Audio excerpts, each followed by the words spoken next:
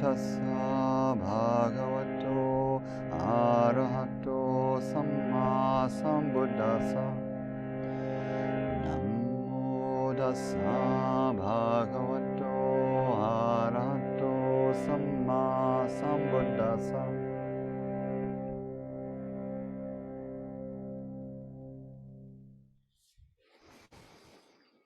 So I want to look at breathing, and this is partly inspired by a couple of non-Buddhist-ish things that I've been digesting lately. I read James Nestor's book, Breath, which is mostly like physiology and neuroscience words for pranayama. But it's very sweet. He's like an innocent, explorer suffering, an innocent suffering explorer, which is a pretty good sort of narrator anyway for a book like that, and who like stumbles into things and he's like, wow, this is amazing, and he describes something, and if you've been in any yoga studio in the last 30 years, you're like, oh yeah, that's called pranayama, man. Like, we've been doing, people have been doing this for a long time, and he's like, it's amazing, breathe slowly through your nose, and so there you go. But it's marvelous, actually, and just to read through it, and to also just to digest some of the science behind it, and some of it, the connections of breath to the width of the palate, and how much air is actually in your sinuses, and how messed up our cranial architecture mostly is. So I read that book. That was fun. And in like neuroscience, physiology kind of information lately, that's been fun. And working with as you know, a couple of the teachers that have been really important to me are Kittisaro and Tanisara, ex-Forest Sangha monastics who now run the Sacred Mountain Sangha. They happen to now live close to me here in Sonoma County, which is just my good fortune. They spent most of the last 20 years in South Africa, where it was much more difficult to get to them and practice with them. And through a quirk of good luck and a donor who bought them a house to settle down in, they now live a mile from me here, and I can bike over, which is just really just good karma for me. So gratitude there. But they're wonderful, wonderful teachers, and they, in addition to all of the chanting and devotional information and practice they've brought forward, and beautiful connection to concentration practice and samadhi practices, the Forest Sangha practices, they've also been encouraging a particular short, like fast breath practice.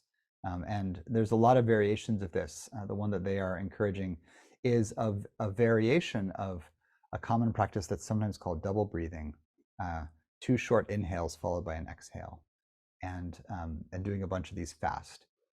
And so the technical term is hyperoxygenation. So you kind of intentionally hyperventilate for a little bit, and in some versions of it, like the Wim Hof version, you do that and then you hold the breath.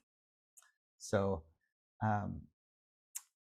playing with those breaths has brought me back to the yogic pranayama practices that I focused on when I was a yoga teacher, and actually taught pranayama class for a while, really loving practices of like timed inhales and exhales, very strongly lengthened exhales, which correlates to deactivation and calming, and then breath holding, very long breath holds, and folds into some information from some other practices like the Buddhist yogas from the Tibetan tradition, which are also postural yogas, so taking postures, asana, holding more than just seated postures. But in the Tibetan practice, almost always doing these postures that are either postures or movement practices, doing them with the breath held. So taking a deep breath in a certain way, holding the breath in a certain way, and doing movements while the breath is held, or holding a particular posture like a twist or a fold or something while the breath is held. Very different from what we used to do in modern vinyasa yoga practice that some of you have done with me, where there's a constant in and out flow of breath, often quite a full breath. but also often a slightly constricted breath, depending on how you're doing the Ujjayi breathing. I'll talk about that in some week hence. But all of this kind of breath play has been present lately. So I thought it would be fun to just start at the beginning and explore that a little bit together. And as I thought about starting in on breath, I immediately stumbled into this very prominent feature in how Buddhist teachers, particularly in Zen and insight meditation, less so perhaps in some Vajrayana traditions, Tibetan traditions, particularly because that's the tradition where the stronger breath practices more commonly live. I ran into this thing where in the Buddhist system that I've mostly been practicing in and teaching in, there's very often the instruction to observe the natural breath without altering it. And then sometimes someone comes along, particularly like Thanissaro Bhikkhu from Wat Metta down near San Diego, who says, no, don't worry about that. Make the breath comfortable. Change the breath to make it comfortable. Have it be really pleasurable. And it's more important for the breath to be pleasurable than to be so-called natural. And yet we get an instruction very commonly to just let the breath be natural and not try to make it be any particular thing. So I'm going to start there, and then we'll go afield from there. First of all, if we go back to the breath instructions in the Buddha's discourses in the Pāli canon, there's no mention of natural breath. I don't know of any phrase that corresponds to natural breath. What there is the beginning of the instructions in the discourse on mindfulness of breathing, or mindfulness of in and out breathing, technically, the Anapanasati Sutta. Anapana is in and out breathing, and sati is mindfulness, sutta is discourse. The discourse on mindfulness of in and out breathing. And the instructions, there's a set of 16 instructions in 4 sets of 4. And the beginning of that instruction says it says, mindful one, I'm going to try to be as literal as I can. Mindful one breathes in, mindful one breathes out. So the first instruction is bring mindfulness to breathing in and out. I think this is where the instruction comes to just notice the breath without doing anything about it. Just bring mindfulness to it. Then it says, breathing in long, one knows, in quotation marks, breathing in long.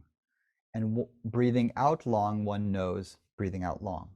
Breathing in short, one knows, breathing in short. Breathing out short, one knows, breathing out short. I'm putting them in quotation marks because that's how it's spoken of, that's how it's written in the text, as if one is doing a kind of mental noting. So as the breath comes in, you could say to yourself, breathing in, and if it's a long breath, breathing in long, breathing out long. If the breath is shorter, you could just note, breathing in short, breathing out short. So that's how the text begins. And the verb there is knowing, right? One knows, breathing in long, one knows, breathing out long. And then, so that's the first 2 steps, right? Mindful of the breath, and then knowing breathing in long, and knowing breathing in and out long and in and out short. Then it says, then the practitioner trains, I will breathe in, feeling the whole body. I will breathe out, feeling the whole body. So the distinction in the verbs is that for the first instructions, you get mindful, one breathes in and out. One knows the long breath, and one knows the short breath. So that suggests that I'm just knowing them as they're happening. That's how it's been interpreted as a practice instruction. Let the body do whatever it wants to do, and I just notice whether the breath is long or short. So very often a natural breath cycle is like in and out, kind of medium short for a while, and then one longer breath that kind of resets a little nervous system reboot, right? So some bunch of shorter breaths and then a longer breath. And so if I interpret knowing versus training to be knowing is the more passive or observational, then I could interpret that as just try not to interfere with the breath at all. But there is a different interpretation of those instructions, and it could go something like this. It's important, once you are mindful of in and out breathing, it's important to know, to really deeply know long breaths, to understand, to be intimate with the long breath. That's the first whole stage of the practice. And so to know a long breath, do some long breathing. So you start off, and I'm intentionally now lengthening the breath, long inhale, long exhale, and I'm really understanding it. I know it. I know that it's long, and I know what it's like to breathe long. I can feel the energy of breathing long.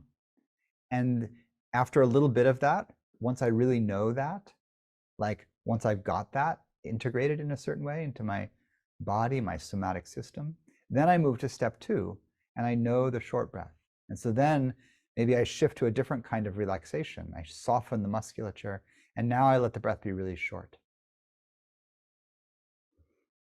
And I know that. I want to understand that. What's that like? How does it feel different? How does it operate differently? And I'm doing the 2 intentionally. Then the third step is train to feel the breath in the whole body. There is, some of you will know, there's an old translation dilemma. It actually says, train to feel the whole body, period. It doesn't say the breath in the whole body, and that's a metaphor anyway.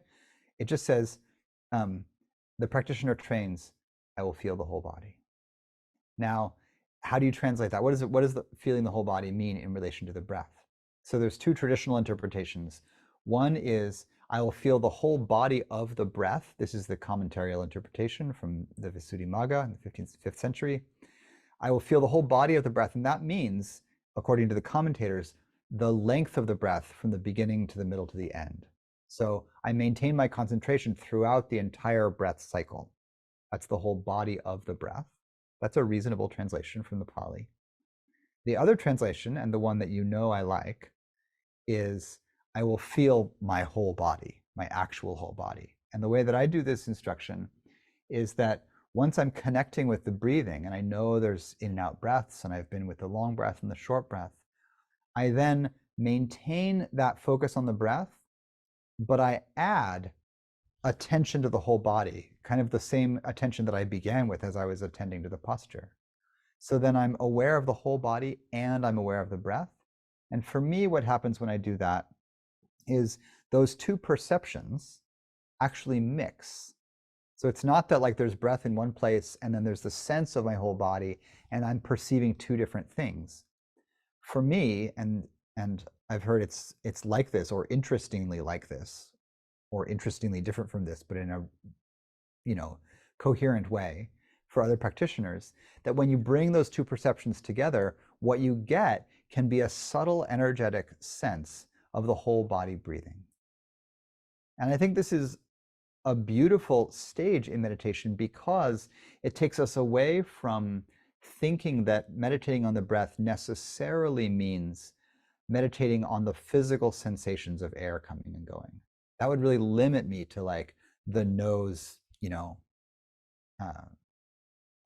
trachea, belly, system, the physical lung system. But of course, even if I'm feeling the breath in the belly rising and falling, I'm not feeling the physical breath. I'm feeling the movement of the organs responding to the pressing down of the diaphragm, right? The air is up here in the lungs, if we're going to be super literal.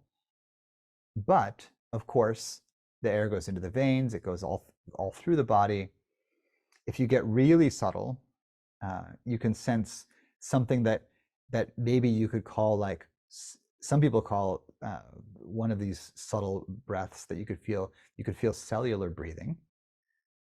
I'm not sure what exactly we're feeling when you're feeling cellular breathing, but there's the sense, that the cells breathe, and that the skin breathes. And so you can connect to the whole body, listen energetically to the breathing rhythm, and And you can start to feel this kind of energetic expanding and contracting through the whole body.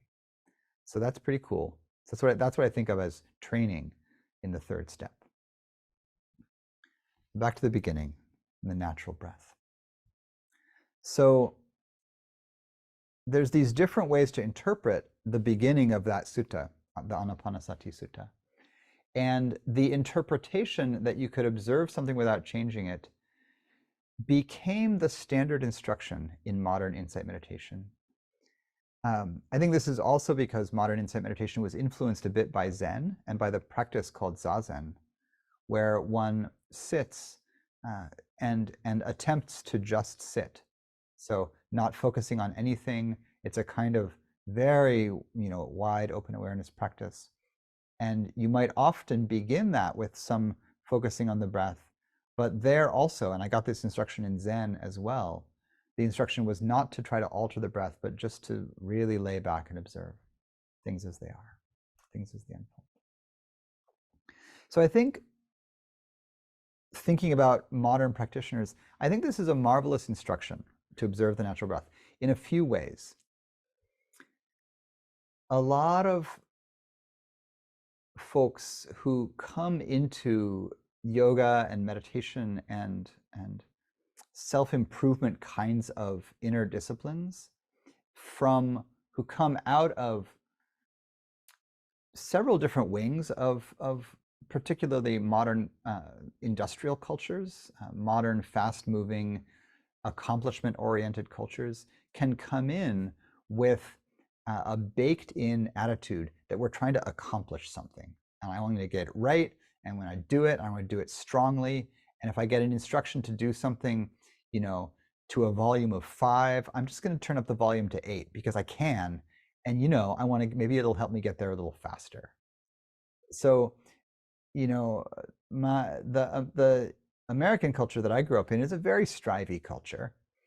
And I think the instruction to observe the breath and not alter it is not so much like this is precisely how we think the Buddha taught it. I think it's actually a cultural intervention to try to tamp down some of that wild, like ambition, strivey kind of energy.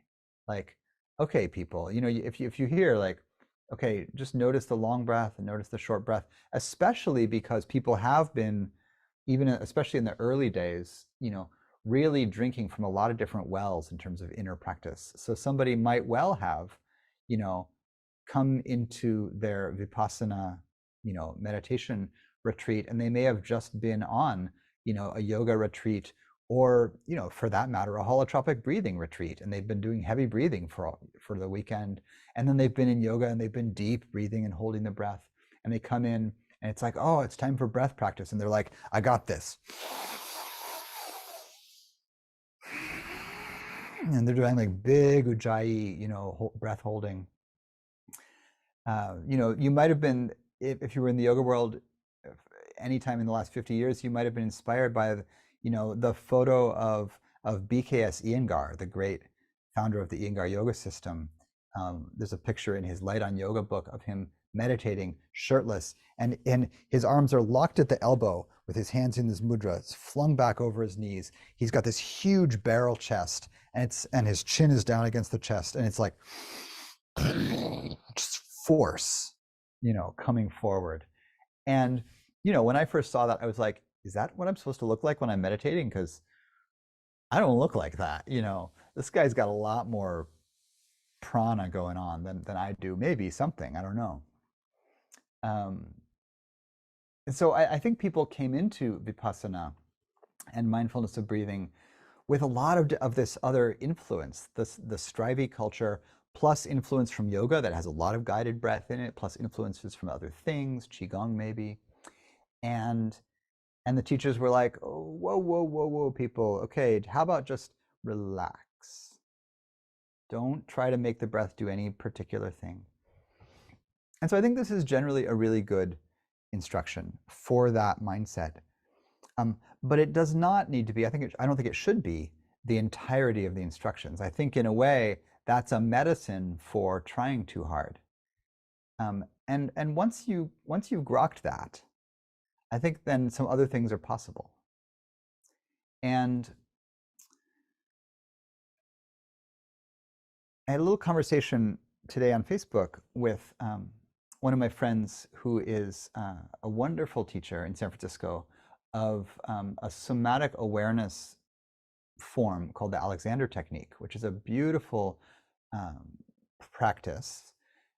It, in a way, starts off pretending to be a practice about posture and movement and efficient use of the upper body. Particularly, it focuses a lot on, like, one of the core exercises, like how you get from seated to standing in as effortless a way as possible. It focuses a lot on the back of the neck, but like many of the somatic movement forms, it very quickly becomes a subtle practice in how we are intimate with the body in action and how much effort we're bringing to the various actions that we are engaging in. And it can become very meditative and, very, it certainly requires a fair amount of mindfulness, particularly of energy and tension to do well. So we were talking about it, and my friend brought forward this instruction that's common in that somatic system and in many somatic systems, which is to observe a process, to observe something unfolding in the somatic system. This is core to somatic experiencing, for instance, which I practiced for many years as well. To observe it without interfering in it, in a sense, allows it to follow its natural course. So, like, if a tension pattern in the body comes into focus, you can't just like pull it in the opposite direction. If my shoulder like really wants to come up, you can't just pull it down and be like, down, boy, and it's going to stay there. It's not. As soon as I pull my attention away, right, it's a pattern. It's going to creep back up. And so you have to somehow figure out how to be with the tension pattern, give it the information that it needs for it to complete what it's trying to do and unwind and come back out to a more released state. And sometimes that means going further into it, like with support, be like, oh, where do you want to go? Where do you want to go? And you might follow it all the way in and be like, I don't know, I just kind of just wants to go there. I'm like, okay, let's be with that without trying to make it be otherwise. Because when I try to make it be otherwise, often what I'm doing is I'm interrupting a pathway that's trying to unfold. Right? In the same way that, like, if my breath is getting shallow, but I have the idea that it should be deep, I might actually be disrupting the natural breath. Right? Oh, I think it should be like this. It's going somewhere, it's doing something. And so I would practice, really letting something find its own pathway and complete in a way so that it can unwind out. And so the instruction to observe something without interfering makes that possible. Right? So my friend brought this up. So this is a core instruction, and that seems to suggest that the main thing you're doing there is not interfering. And what I came back with in reflecting on it was like, that's true. The main thing you're doing is not interfering on the muscular level, or you're not trying to make it do something else. But in order to even do that, I have to have some concentration. Because if I'm distracted, if my mind is wandering, or it's only going to the discomfort, or it's wandering away in narrative, the thing that I don't have is awareness or mindfulness. Right? I don't have concentration. And so to say that awareness of something without pressuring it to change is the pathway toward release, I think that's true. But you have to maintain that awareness with some steadiness. And so you need some concentration, some focus to do that. You also need to be able to stay with something that's uncomfortable and stay, in a way, relaxed around it, so that you're not adding further movement information into the system that's going to torque the pathway that's trying to unfold. And so with the breath, I think the same thing is at play. You can be working with the instruction to observe the natural breath and not do anything about it. But to do that, you have to observe with a certain kind of attention. right? So this was partly what our exploration was today in the meditation is, how do you actually watch the natural breath? If you watch it really closely, like you really try to zoom in and notice, for instance, if you try to notice the beginning and the middle and the end of the breath, I almost guarantee that if you're looking for like, okay, is this the middle of the breath? When is the breath ending? It's going to slow down. It almost can't not, because you're tracking its length. And so it's sort of like you're listening to it, it's listening to you.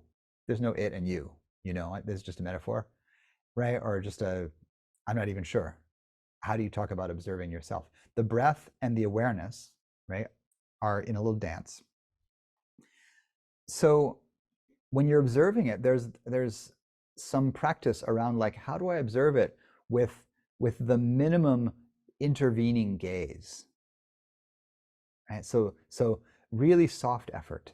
How do you do that? Sometimes you almost do it like out of the corner of your eye, right?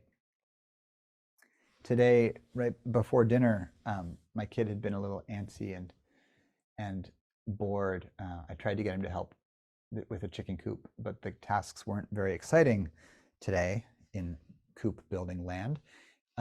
And he wanted something different to happen. And he was kind of pulling on me and being like, blah, blah, blah, blah, let's do this. And finally he was like, just come inside. I want to like hang out and, do a thing. And so I was like, fine, I'll change out my work pants. I'll come inside. So I went to change out my work pants. And when I came down, thinking that he had been in this like play with me, do something with me now mode, he was playing with some blocks on the floor. And my partner kind of gave the like shush mouth and then come here into the kitchen. And I came in and she said, he's been out of sorts for like an hour and I just got implanted with these things and now he's absorbed. So don't startle him. Like just don't.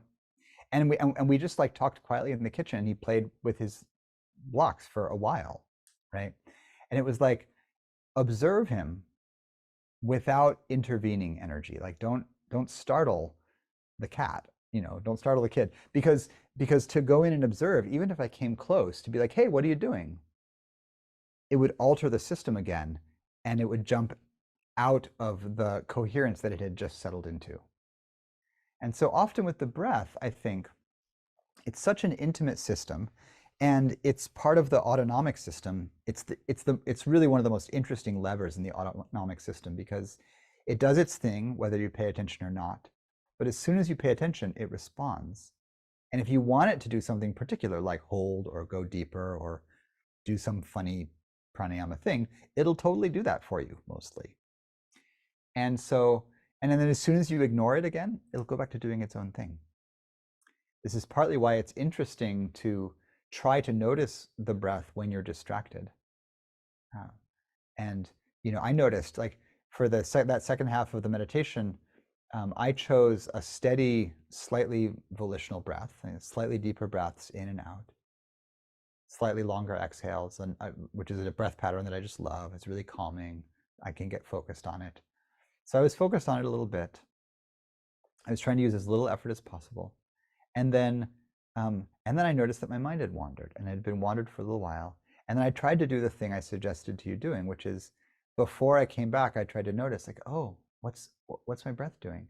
And it had gotten a little shallower, which is to be expected because I was pulling it to be long. But also it got a little more ragged. What's the term? Like a little bit wobbly or thin in a certain way. And I noticed that. I was like, oh, that's interesting.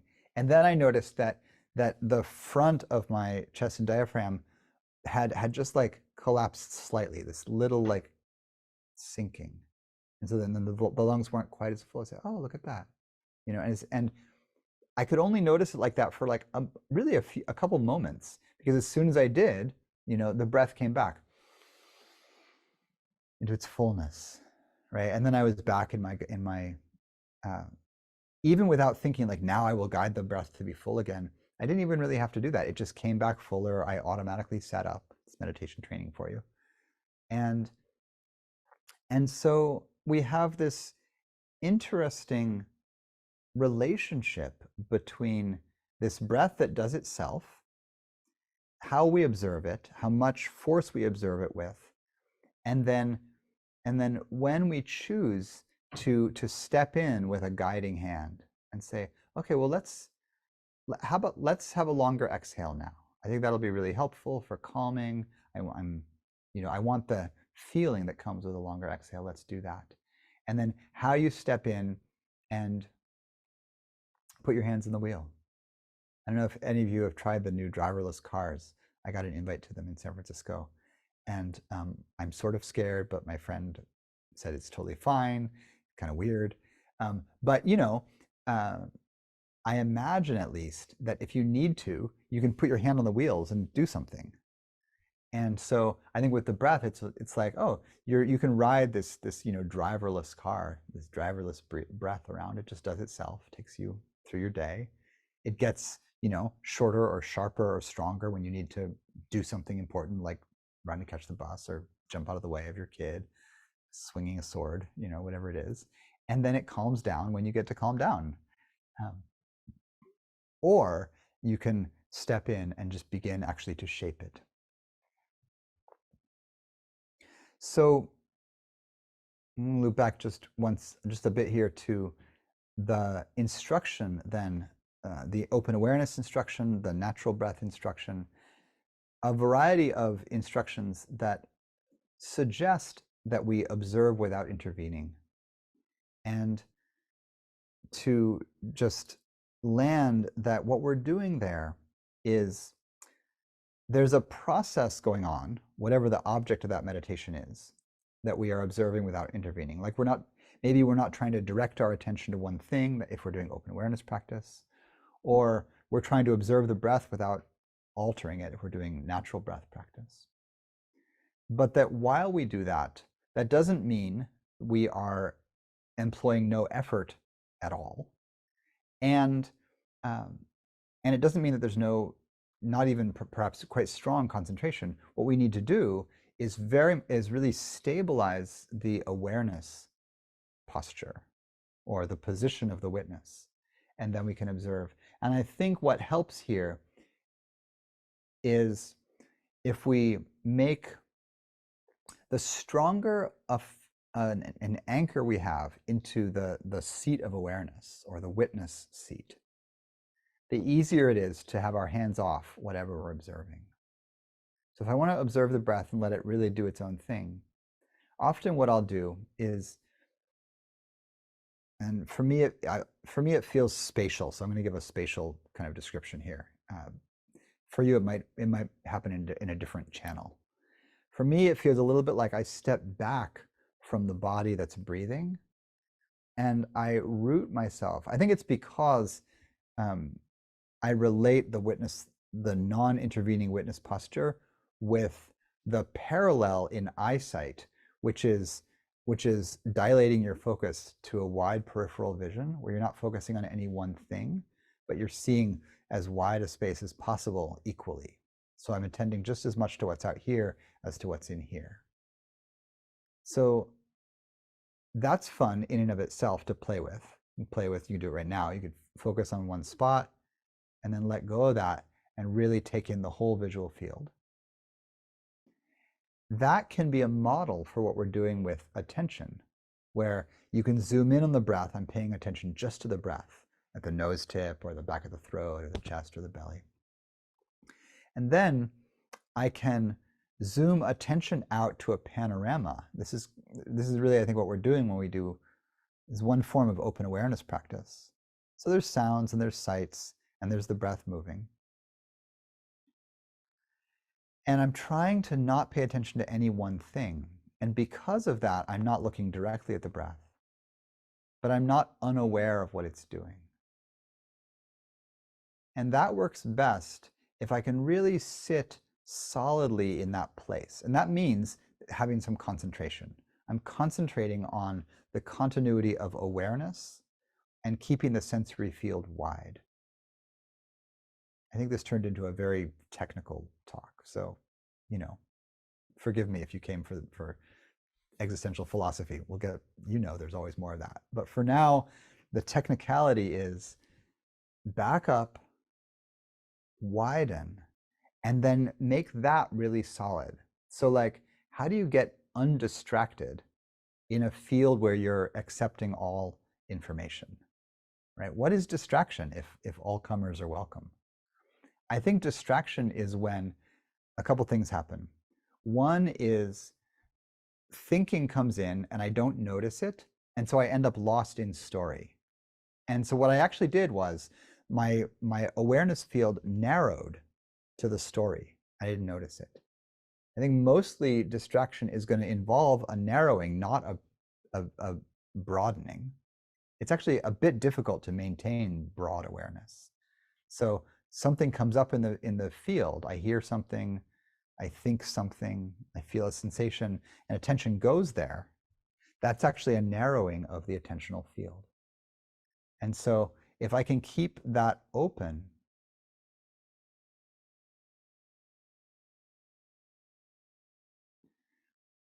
I'm concentrating on something.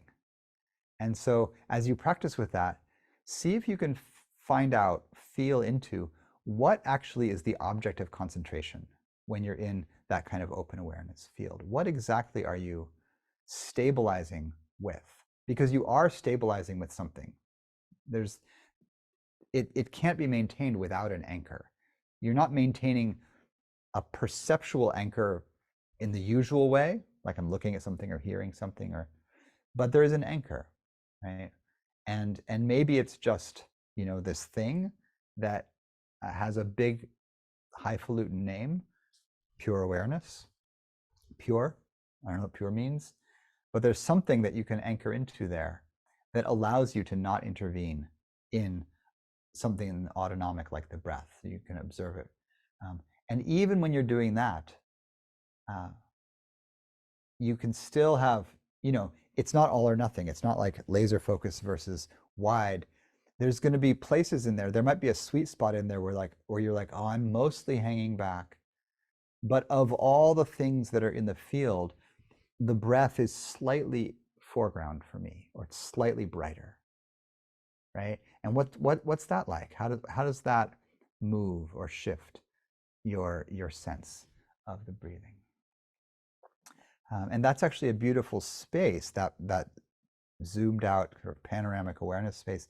That's actually a beautiful space to slide into that third instruction, to train in feeling the whole body, because you can actually sense, oh, the whole field of the body. I'll do it and I'll try to even sense like the field around the body, maybe 2 or 3 feet out, the kind of energetic halo, the sphere around the body. Feel that, and the body, and the moving breath, and all the sensory information coming in, and the flickering of thought, and the emotional tone and mood, all as a kind of scintillating, like,